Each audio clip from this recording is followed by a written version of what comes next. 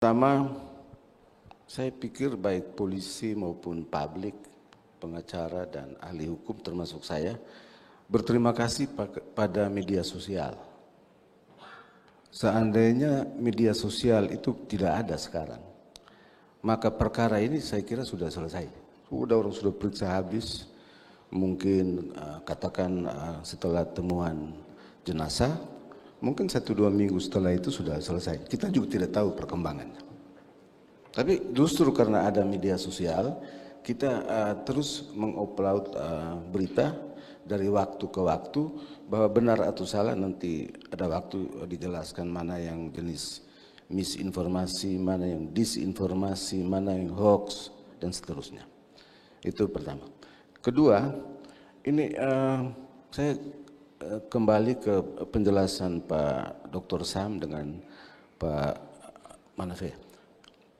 Nah, ini ada hal yang menarik sebetulnya yang tadi dibilang fish flow itu. Saya bukan ahli hukum. Terakhir ini saya hampir 6 bulan ini, saya hampir tiap hari saya mengamati pola komunikasi di media sosial atas kasus Subang. Subang itu ada seorang ibu dan anak gadisnya dibunuh 18 Agustus. Saya hampir tiap hari ikut, tidak tahu pagi, sore, malam saya ikut. Sebagai ahli komunikasi itu saya terganggu sekali. Karena setahu saya dari semua literatur ilmu kepolisian, termasuk ilmu hukum, mungkin ada banyak metode. Tapi ada 2 metode yang selalu dipakai oleh polisi untuk menyelidiki atau menyidiki atau meriset, silakan aja lah. Nanti term hukumnya 2 orang di depan saya akan jelaskan. Metode yang pertama itu adalah induktif. Terhadap kasus Subang, itu metodenya jelas induktif. Saya catat sampai hari ini, sampai baru 1 jam lalu, itu 51 saksi. Mulai dari Yosep yang suami itu, istri kedua, tukang serabe, tukang cuci mobil, sopir yang lewat lihat Alphard, semua dipanggil itu. 51 orang ya, saya nggak salah, 51. Ada bercak darah di Danu dan Yosep. 51 saksi dengan sedikit beberapa bukti. Itu soal fakta hukum. Pertanyaan saya begini, apakah tidak cukup dengan 51 saksi ya, 51 saksi, lalu polisi mempunyai kemampuan untuk menarasikan, maka keluarlah fish flow itu.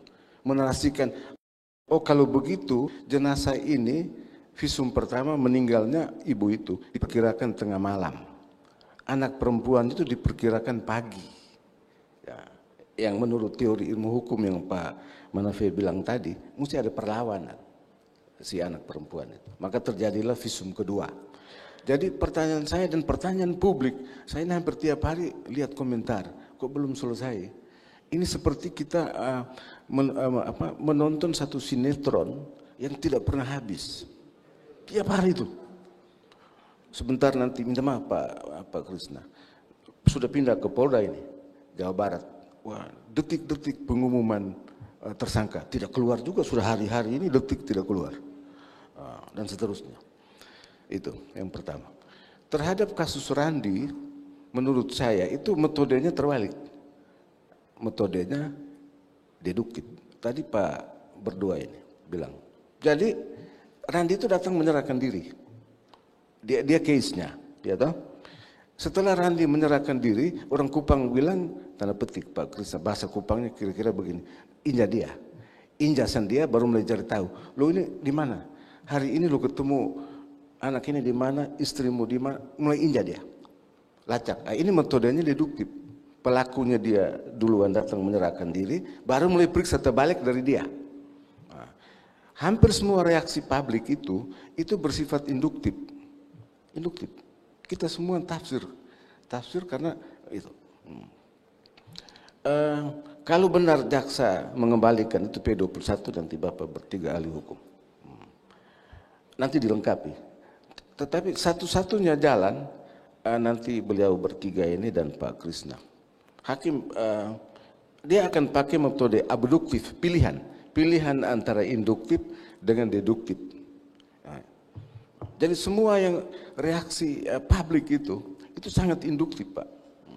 Saya hampir ikuti beritanya, tetapi saya tidak ikuti yang grup-grup WA, grup-grup WA.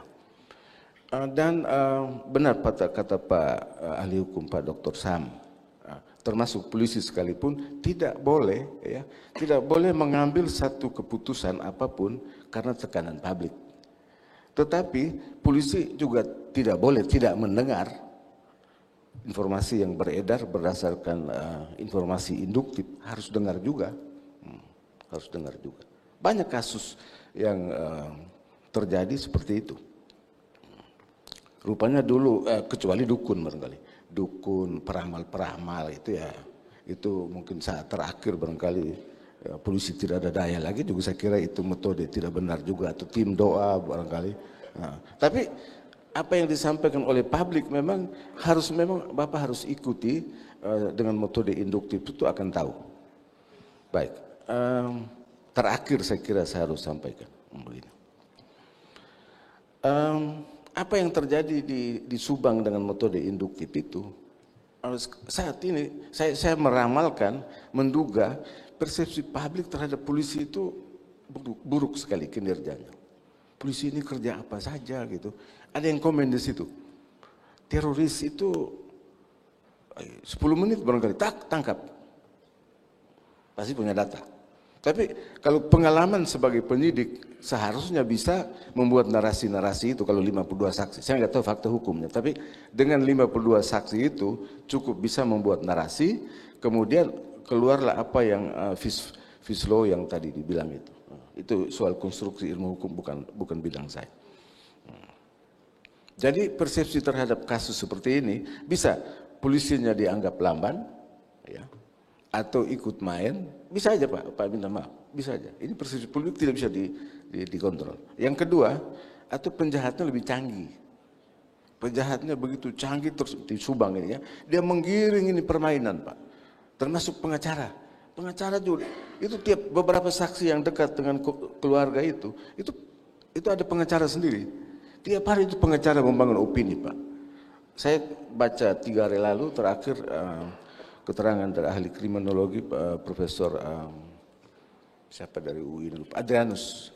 Adrianus bilang kalau makin lama itu Bapak polisi tidak urus, persepsi publik itu makin meningkat Pak. Tiap orang tafsir Pak. Dan itu akan sangat meluas. Dan minta maaf terakhir buat pekerja media itu sangat menguntungkan. Bukan menguntungkan kematian anak saya ini, anak dan cucu berdua ini bukan. Menguntungkan karena tiap hari orang ikut berita terus.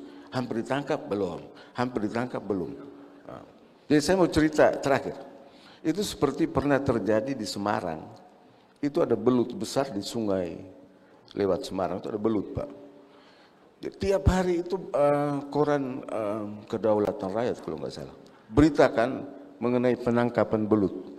Semua ahli selam angkatan laut dikasih turun Pak. Hari pertama turun, besok koran tanya bagaimana, hampir ketangkap. 2 minggu Pak, tiap hari orang beli itu koran Pak. Saya mau bilang jangan terhadap kasus-kasus yang berurusan dengan kemanusiaan. Makin cepat selesai, makin bagus. Kalau Bapak cepat selesai dan seluruh metode, semua kecakapan polisi dikeluarkan, makin cepat selesai, Bapak punya prestasi akan naik, gitu ya. Kami juga di keluarga akan senang, publik juga akan senang, berdoa karena kinerja polisi yang bagus. Ini kalau di dalam cara pandang kematian menurut orang Muslim misalnya ya, itu kalau tidak selesai kita membiarkan perjalanan hidup dari anak dan cucu ini tidak nyaman, tidak nyaman ya. Di Kristen bisa juga, tapi di Islamnya keras juga, mereka mesti bikin aman supaya lapangkan jalan buat itu anak-anak ini dan cucu. Terima kasih, saya kembali. Baik, terima kasih Prof. Alok. Ya. Jadi kita mendapat satu catatan terkecil, karena tadi Pak Dodi menyinggung mengenai tempus delicti. Saya bisik sama adik saya ini, begini. Di luar dari teknologi GPS yang dipakai. Tapi logikanya begini, secara teknologi komunikasi. Kalau visum dokter forensik, misalnya seseorang itu meninggal jam 2 siang, GPS-nya itu bisa menentukan dari misalnya dari Oepura ke rumah saya di Oepoi sampai jam 2. Saya mati jam 2. Bisa dikorelasikan bahwa kematian saya itu persis jam 2 sesuai dengan GPS titik terakhir. Itu bisa dan Telkom bisa buka barang itu. Terima kasih. Baik, terima kasih Prof. Alo. Ya.